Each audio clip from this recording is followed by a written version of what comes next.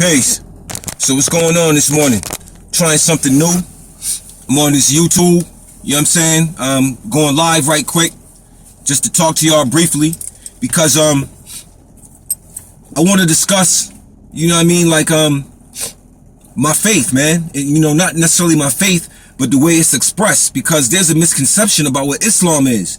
And I think a lot of times that this misconception causes a lot of confusion because, you know, we don't know, or people who proclaim to know don't know. The thing is, if you want to know something, the best thing to do is to study or to ask questions. Ask questions to those who may know, or ask questions to those who may be able to guide you on a proper avenue, you know what I'm saying, that will allow you to find the information that you're looking for, you know what I'm saying, pointing the finger in the right direction, you know what I mean, or even sitting down at the foot of someone who may be an acclaimed scholar, or someone who has put in the time, you understand what I'm saying, to put in the time to actually know what they're professing, what they're teaching, what they've researched, and the outcome therefore of, so on and so forth. So my thing is this: I'm a Moorish American. It's my nationality. That's what I claim. I don't care about all of the different arguments taking place about if it's a nationality or not. The point of the matter is this is how I see it. This is how I live mine. So with that being said, most of the times people relate or connect Islam and Moors together. That's cool. That's great. But our Islam is a little bit older than the science of Prophet Muhammad and what he demonstrated. Because, see, it even came before Prophet Muhammad. But what we're dealing with specifically is the Moorish expression of Islam. And people ask me, well, are you Orthodox? Are you a Sunni? So on and so forth. In the time of the revelation of Islam, there were no sects. There were no sects. You understand? And I think the greatest aspect of this deen that I see and witness is that I am able to express it in a manner that's conducive for my own self. I don't have to imitate the innovations of other nations of people. You understand what I mean? When we were given a demonstration in the form of a prophet named Noble Jew Ali. So with that being stated, I can't talk about what's happening in the movement or the temple. I've done that already. We all know what's happening inside of the movement. It's not even Moorish science that's the problem. It is the people inside of it. So with that being stated, my thing is that no, I don't buy into sectism, and I don't buy into the quote-unquote Shia Sunni thing. If anything, if you want to classify me as a part of a sect or whatever, I'm going to say it's very close to, I'm a Sufi. And I'm going to tell you why.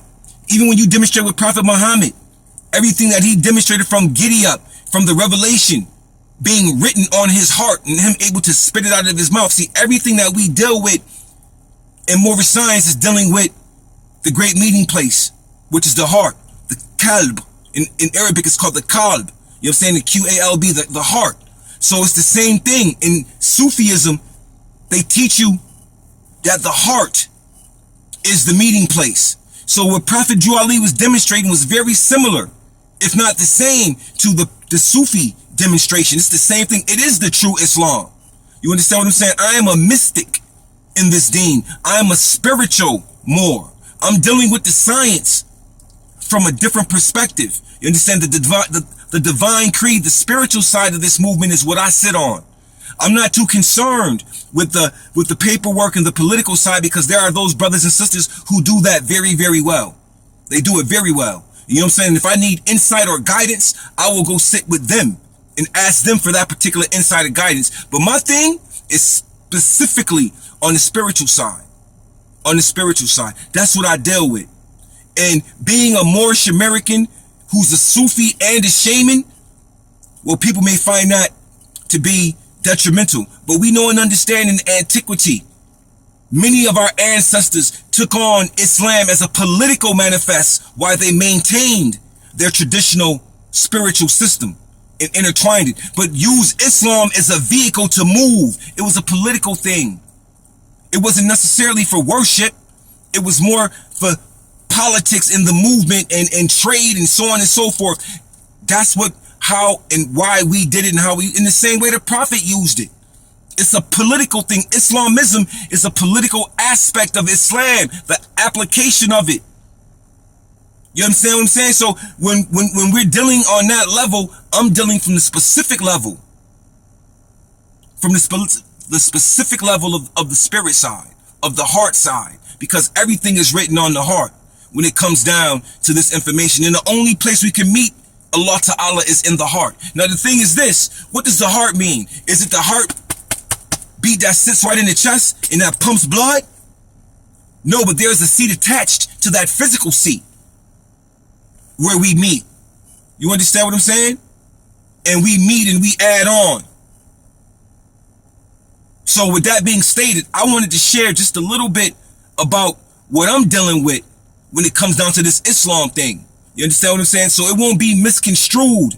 You understand? When you see me with a kufi on, people say, well, brother, you don't wear your fez. And you don't, I rock turbans, I rock a fez, I rock a kufi, I rock a baseball cap. That doesn't determine my Islam by what I wear on my head or what I put on my body. That's the okie doke right there. If you think because a person puts a fez on that that denotes their Islam and how they live it, then you're sadly mistaken. You're sadly mistaken. That is a sign and symbol to let others outside of you know who you are, so they can identify you. That's what that sign and symbol is for. And a lot of times you are misidentified as a Shriner or a Mason. A lot of times. You see what I'm saying? So the headdress does not necessarily denote who I am, even though I know what my religious and national headdress is. I'll wear it. But also, I'll wear this kufi. Because see, this predates Islam also.